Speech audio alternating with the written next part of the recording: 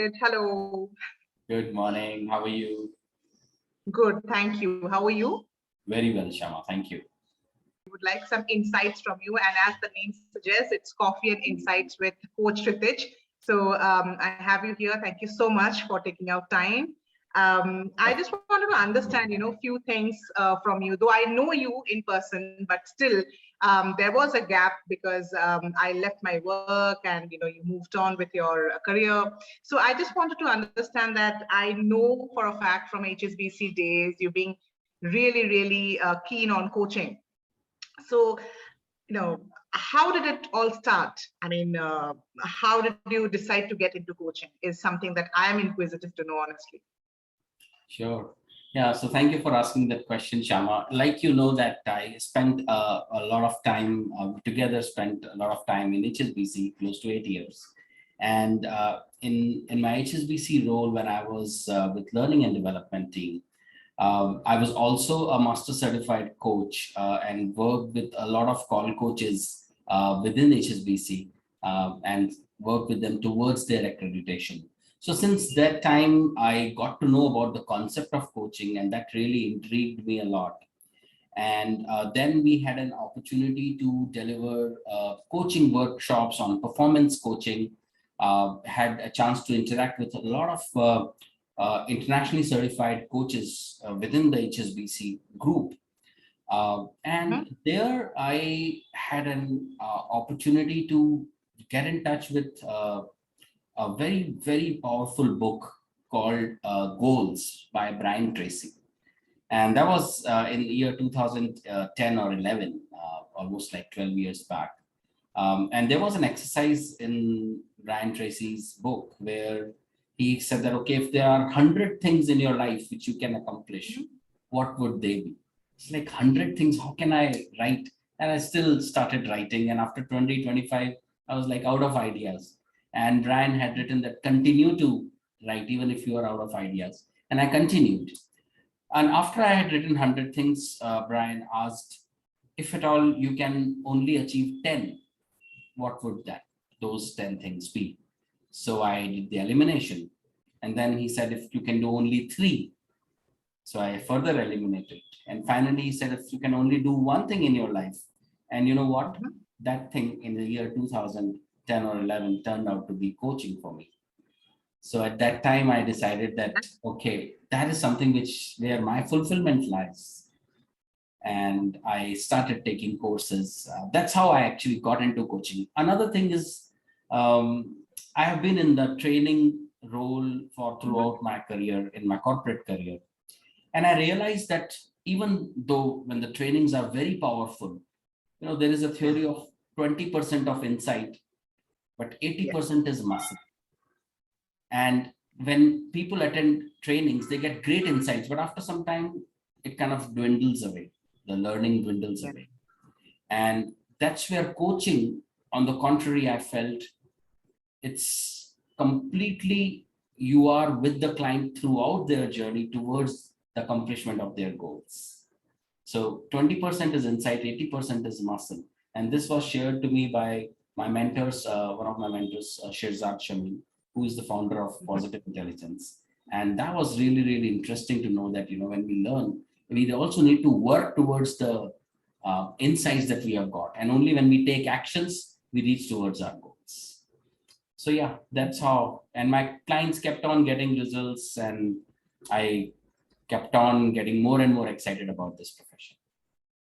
Yeah, that's superb. I think whatever insight you're giving us with reference to, the how it started and why you actually opted for coaching and not for the leadership programs that we used to conduct in HSBC. I think that makes a lot of sense. Yes, you're right. The learning never stops in coaching, but when it comes to the leadership classroom, we have a scripted ones, and then we can discuss, and then beyond a point, it stops somewhere. But if I may ask you, and of course my coffee is also ready since it's a coffee and insights with you. So what is the role of executive coaching? If you have to describe it in a very crisp manner, what exactly is executive coaching, Kshitij? Yeah, role of an executive coach, in my opinion, there are three broad roles. One Okay. is to help the clients kind of positively challenge them, because most of the clients who actually opt for executive coaching are executives, senior leaders. And Correct. considering they are so top in the hierarchy, there is nobody who actually challenges them. So when they work with a coach on a one-on-one basis, coach is somebody who's external to the organization, non-judgmental, and they ask powerful questions and positively challenge them to really help them really fulfill their own potential. So that is the first role. The second role is sometimes when we are in midst of so many problems, our focus is only towards the problems. And that's where we keep on manifesting more and more problems.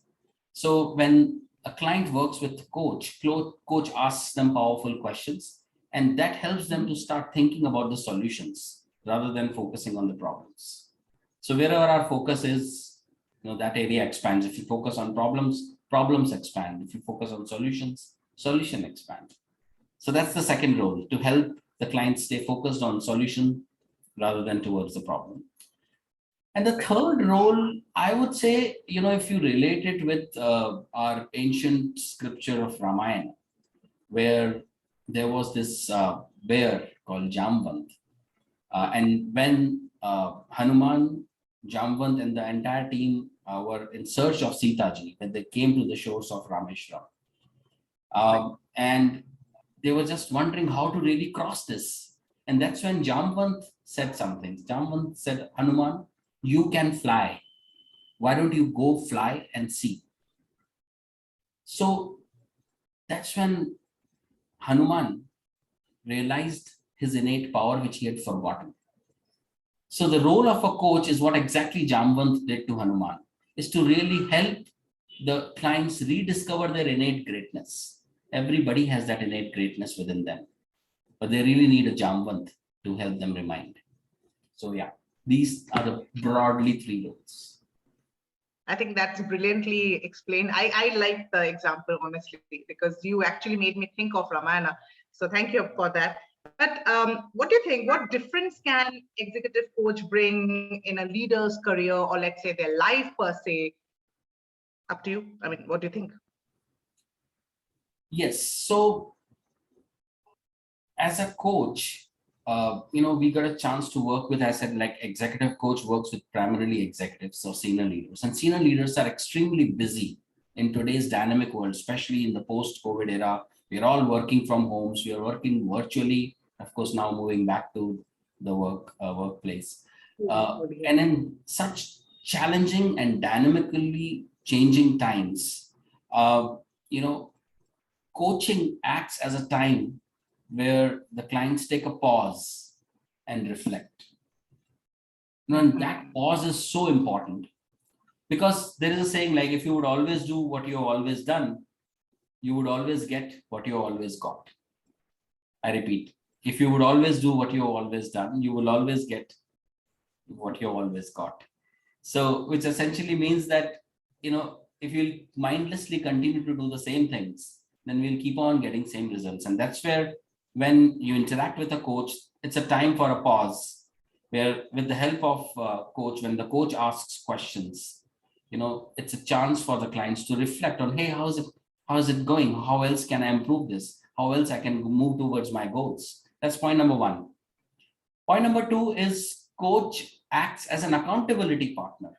And this is a very, very powerful term, because sometimes when there is nobody who's questioning us, there's nobody to whom we have to report to, or report in the sense not as a manager, but who is there with us towards the same journey, who's standing by us towards the same goal.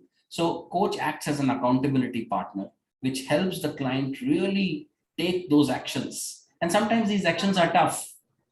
For example, if in order to really move up to the next level, if you really need to network, if you really need to have a branding, then you really need to go out and reach out to people. But if somebody who's an introvert, or somebody who's not comfortable with that, and if he or she decides in conversation with a coach that, hey, I'm going to take that action, then the coach acts as an accountability partner. And They have to take the action when they come before they go and meet the coach. So like this, it's not just the imagination, there are a lot of action. Or rather, I would say there is not just a activity, but there's an action. So the third thing, and which in my opinion is one of the most powerful reasons why, what difference can coaching bring, is like I have been saying, from the beginning of this conversation, that coaching is not mentoring. Coaching is not about giving gyan. Coaching is about the innate greatness is there in the client. That's a presumption. It's just that the coach asks those questions which triggers the client to think, gain clarity about their strengths, clarity about their saboteurs, what triggers them negatively, what triggers them positively, clarity about the purpose, why are they doing what they are doing. So all that clarity leads to enhanced self-awareness, which leads to enhanced self-mastery, and which leads to success and fulfillment. It's nice. So kind of deep, I must say, but well described. Thank you so much, Kshitij. So what is your learning from being an executive coach? I mean, did it change your thought, your belief? Because I know that you always believed in coaching. We always had this discussion on coaching when we worked together with HSBC back those days. But now, given the present situation, and it's been long now that you're coaching, and you know this field very well. You've done your study. So what's your thought now? Yeah, this is a great question, Shama. I feel privileged to be a coach. And I compare a coach to a boatman. So when a boatman takes the passenger from point A to point B, they also travel. Yeah. So they also grow. And why I feel coaching is a very blessed profession is because when I work with my clients towards their goals, towards their learning, I am also learning. I am also growing. And that is the most exciting part about this profession. What I have learned, two things. One is empathic listening and powerful questioning. These two things, if done properly, can do miracles, because people have that innate potential within them. Everybody has that potential, that greatness, that element of that greatness is there. And what I have seen while working with so many clients, hundreds of clients, that when they come, they have unconsciously, at an unconscious level, certain self-doubt. How will they achieve what they want to achieve? They want to grow to a level, they are stagnating. But as a coach, when I ask them powerful questions, when I do empathic listening, it really turns around their thought process. It helps them to really move faster towards their goals. And that is what I have learned, the power of these two things. And secondly, about the blind spots. A lot of leaders have blind spots, which, being that they are senior in the organizations, others are not comfortable to share. And correct. Even though we have now 360-degree feedback system, but then some of the people are not very explicit in even mentioning that. And sometimes when they are explicitly mentioned, it can actually hurt. So when they work with a coach, and of course, I take my clients through a process of 360-degree feedback, where they get to know from their ecosystem, how are they perceived. And then I also share my observations of having worked with them through the journey. That kind of helps them become aware about their blind spot. And when the blind spots, they become aware about their blind spots, I see that there's a complete transformation. And that is what is most exciting. So this was a revelation to me, that, how just a small awareness, enhancement of awareness, can really change everything. And it could not just be blind spots, which are your weaknesses. It could be blind spots, which are your strengths, which you are not aware of. Something which is not aware. Yeah, something which is too good in you, which you are not aware of. So that also, once you realize that, people just shoot, and they really discover their purpose. They discover their ikigai, so to say, where Yeah. what is it which they are good at, what is it which the world needs, what is it for which they can be paid, and what is it which really excites them. So that is the ikigai. And through these coaching conversations, when they discover. So for me, to put it in one line, coaching is my ikigai.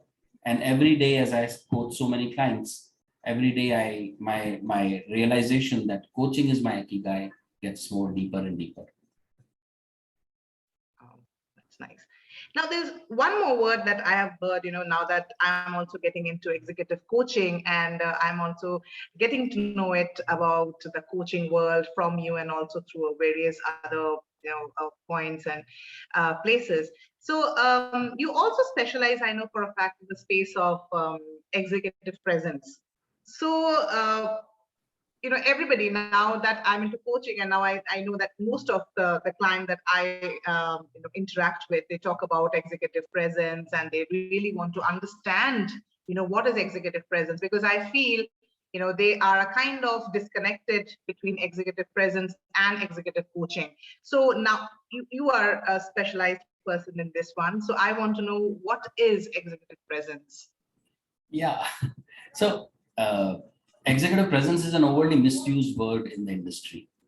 And Okay. a lot of times people feel that if somebody is lacking in a visibility or branding, Yeah. that is executive presence. Or if somebody has a powerful aura, or if they are nicely dressed, or if they have a great physical appearance, they have an executive presence. Well, that is not incorrect, but that's not completely true. Executive presence is far more than just your personal branding or your physical appearance. Because if you see, executive presence has the word presence in it, which Yes. means being present to the other person, being present to your stakeholders, being present to your family, being present to your subordinates, your clients.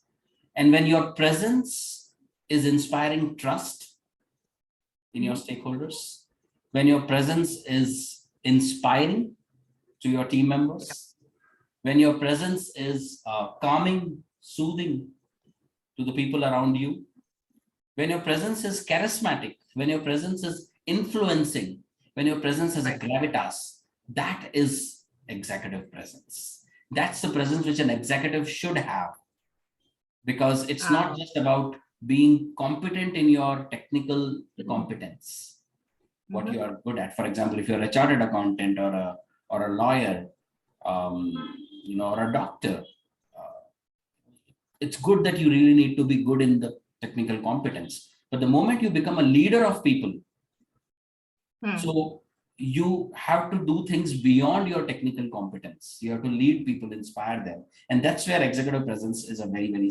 significant thing. So what I feel is executive presence is the impact which a leader creates on their ecosystem, on their environment, when they rediscover that innate greatness within.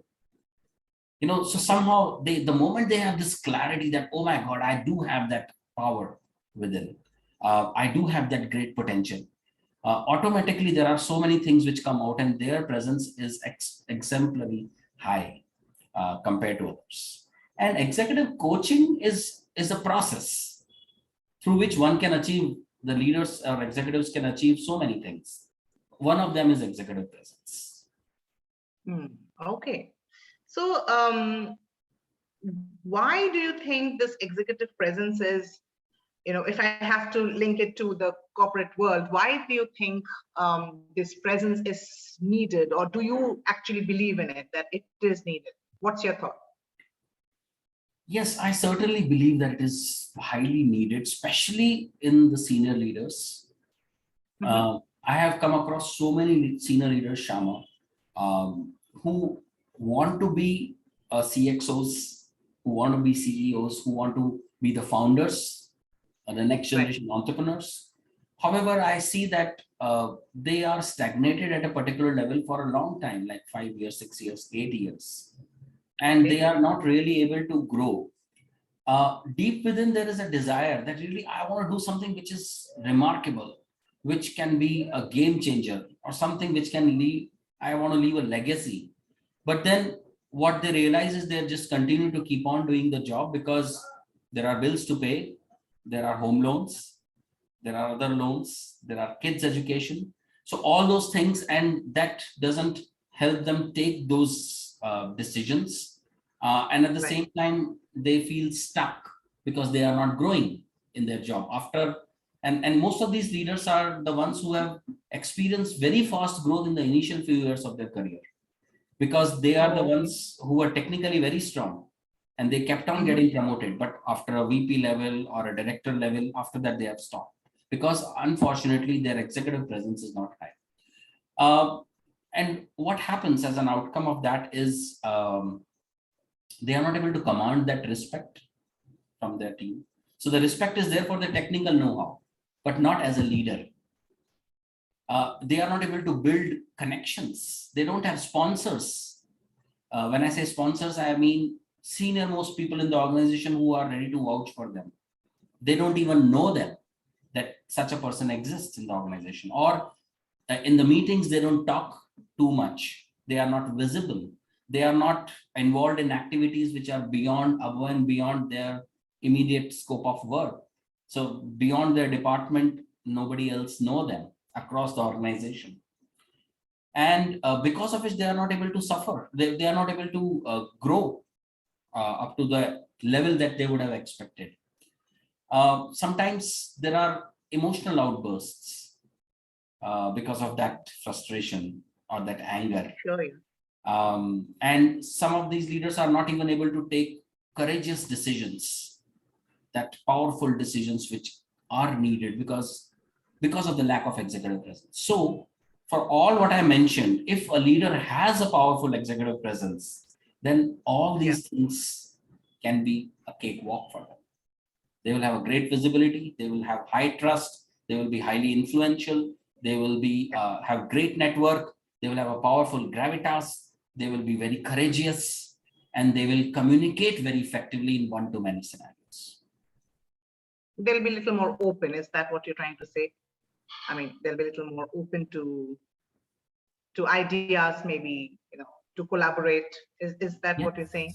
Yes, this is also one of the things when I say, when you say open to ideas, that is flexibility is one of the very significant aspect of a powerful executive presence, and collaboration, ability to work with a group of people, with different groups, not just working in a silo. That's also a part of a powerful executive presence, the mindset of collaboration. So if I again have to circle it back to coaching, so let's say if somebody is now, after listening to you, in terms of the insight that you're giving me for coaching and the executive presence, if somebody now has to look for a coach, what do you think they should consider? What should be the first thing that should come to their mind when the person decides, okay, let me just go for a coaching program and not a training program like a classroom session, but then what the person should be considering? Yes, so Shama, first of all, if there is a clarity that why I need to work with a coach, where do I want to reach? So if that clarity is there, it would be helpful for you to pick up the right coach. But a lot of people do not have that clarity, and they eventually get the clarity when they meet the right coach. So that's also all right if one doesn't have a clarity.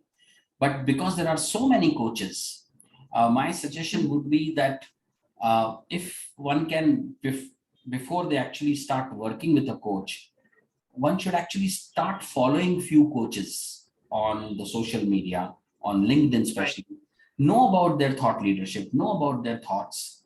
And after a period of following them for 5 or 6 months, identify top 3 coaches who can be your potential coaches and fix a time with them.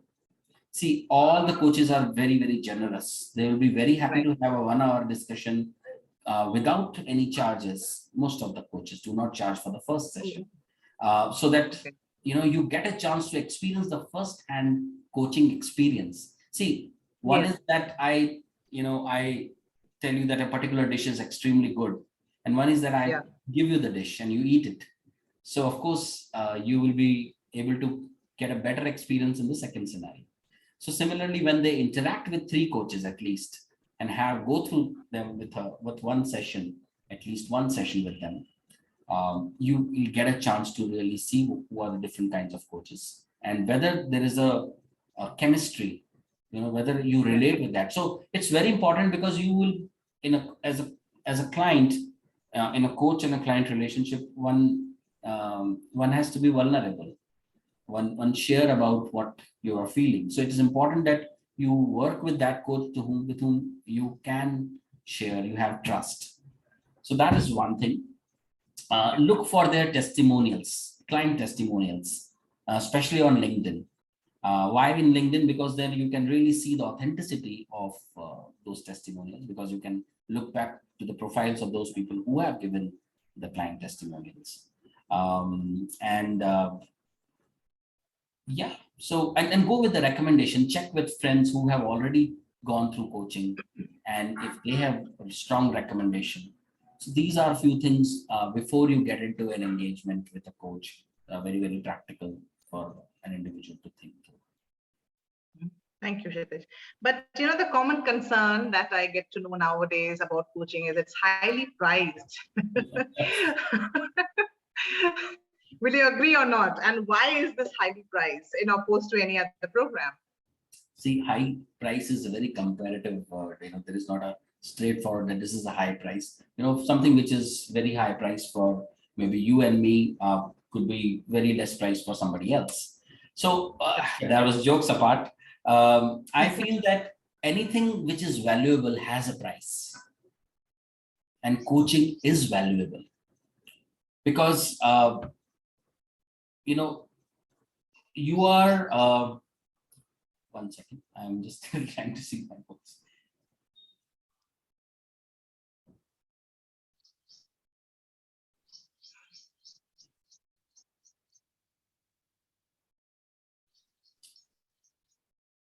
Yes.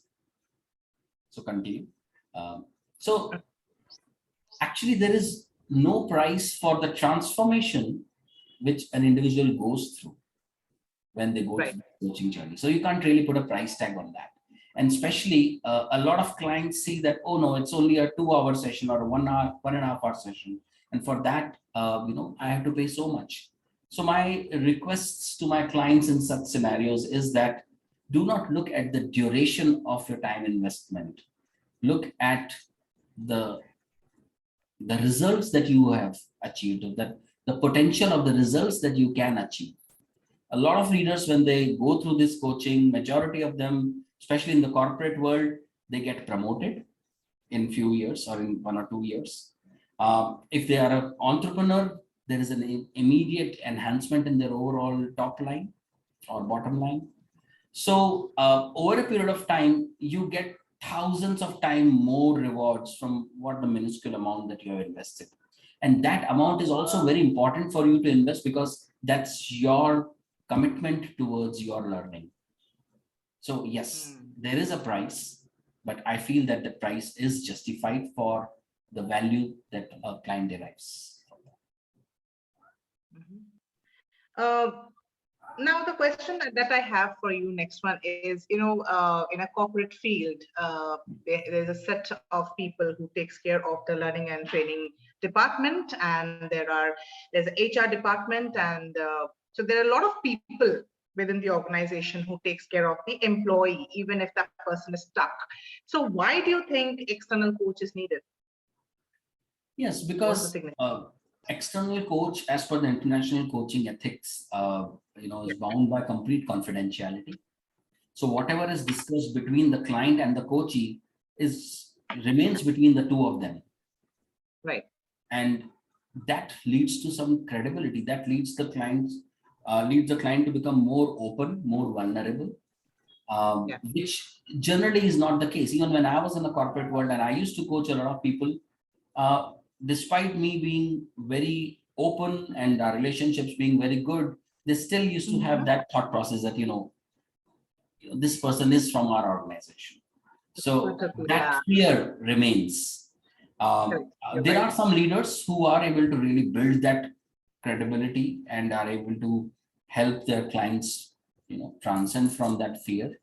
However, that's very rare in a lot of corporate organizations. So I strongly feel that if the client, if the coach is an external, then there is more comfort and there is more powerful results which a client can expect in a short duration. Yeah. In fact, in most of the organization earlier, I remember that in the organizations they had internal coaches, but now I don't see most of the big companies and organizations do not have internal coaches. But why can't organizations have internal coaches? What is your take on this one?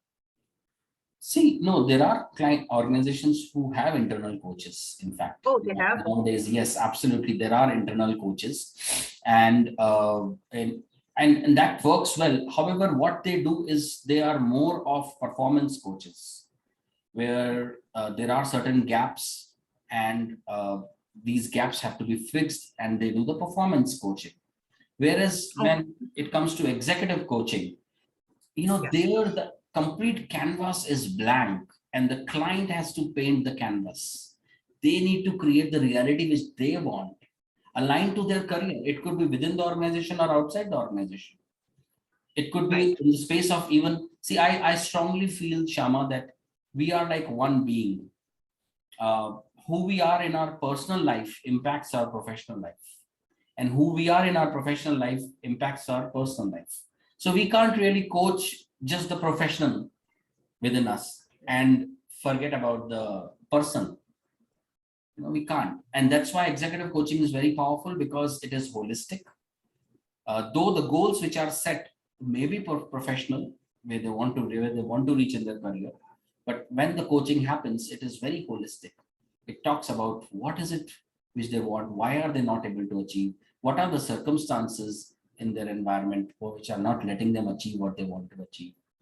So I personally feel that uh, organizations can have internal coaches who can be purely performance coaches.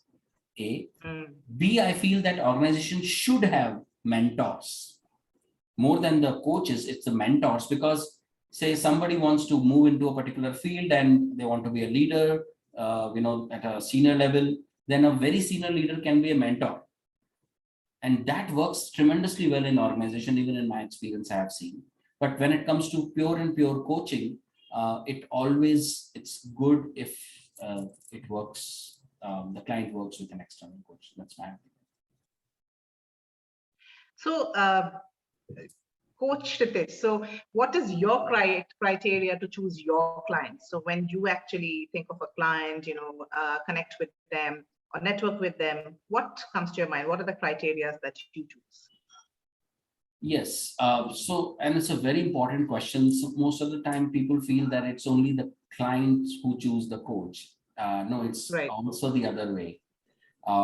Because a lot of times, after having a conversation with my client, I may realize that I am not the best coach for this individual.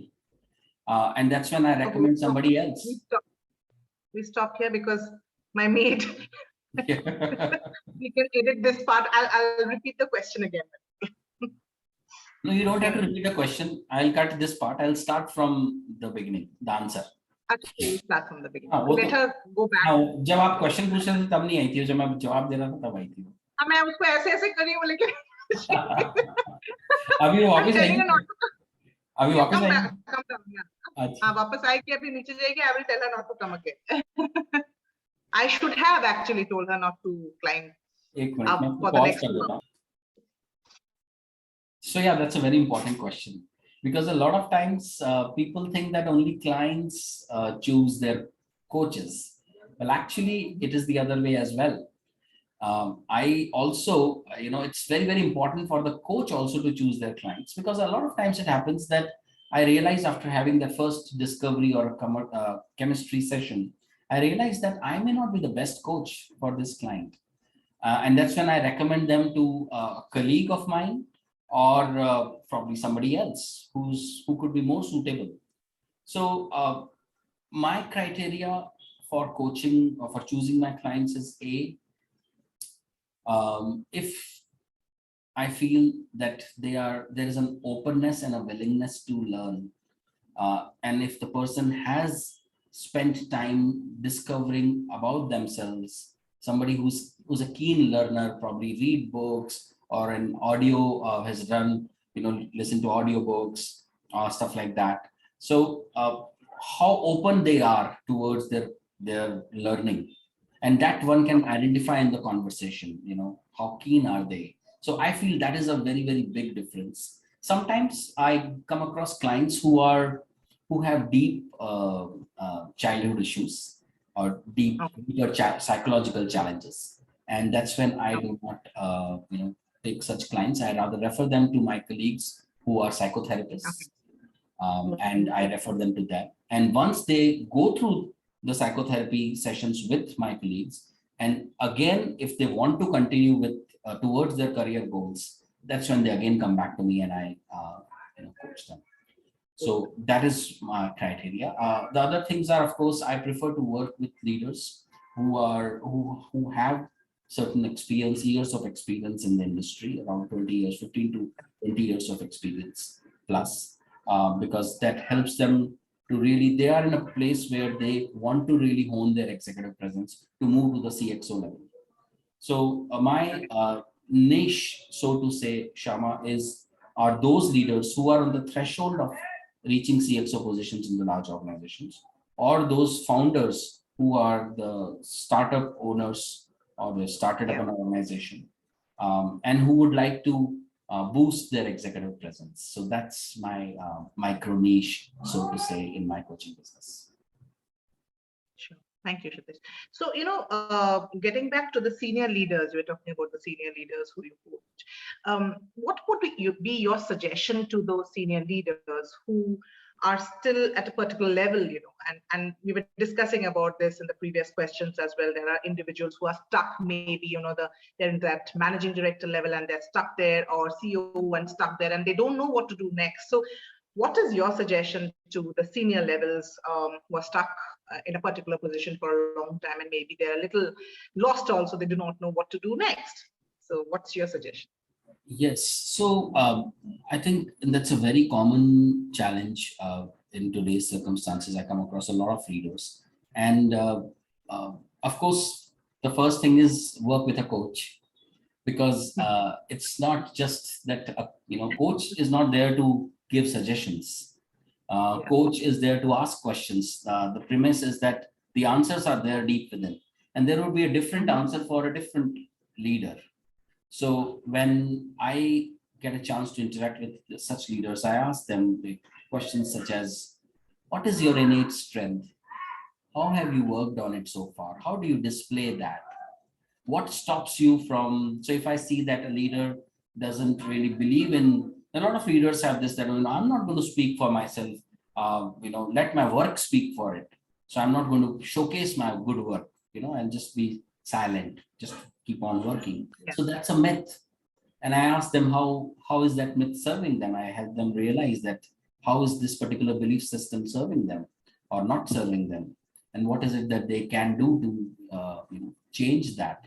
So it's more of an introspective journey. The coaching journey, Shama, is a completely introspective journey, and that's why I feel that those leaders who have been in a particular level for long, besides reading books, watching videos, must work with a coach, and I must work with a trained coach, not just the mentors, because mentors will give advice, mentors will give tips, but coaches, the trained coaches, will help them really rediscover that innate thing, greatness which they have, because that is all what is needed for them to really break that barrier. That's a very valid point. Thank you, Kshitij, for that. Now, I will move to a different topic a little bit here. So as a part of executive coaching journey, you conduct, I know for a fact that you conduct positive intelligence bootcamp. Yes. So what is the significance of positive intelligence bootcamp in this coaching journey? Oh, this plays a very, very powerful role. In fact, I'm a big fan of the book Positive Intelligence by Shirzad Shamim. Shirzad is a ex-Stanford professor, and he is the founder of this positive intelligence. I would not say organization, I would say it's a movement, positive intelligence movement, where he's coaching hundreds of coaches across the globe, hundreds of leaders across the globe on how they can really be in a continuous state of positive intelligence. Now, what essentially positive intelligence mean is how these leaders can continue to be in a state where they are more driven by the sage within them, more driven by the positive person within them, rather than driven by the saboteurs. We all have this, deep saboteurs within us, which kind of prevents us from being our best. So why I include this 6 weeks boot camp in my executive coaching journey, irrespective of whether the goal is to boost the executive presence or any other goal.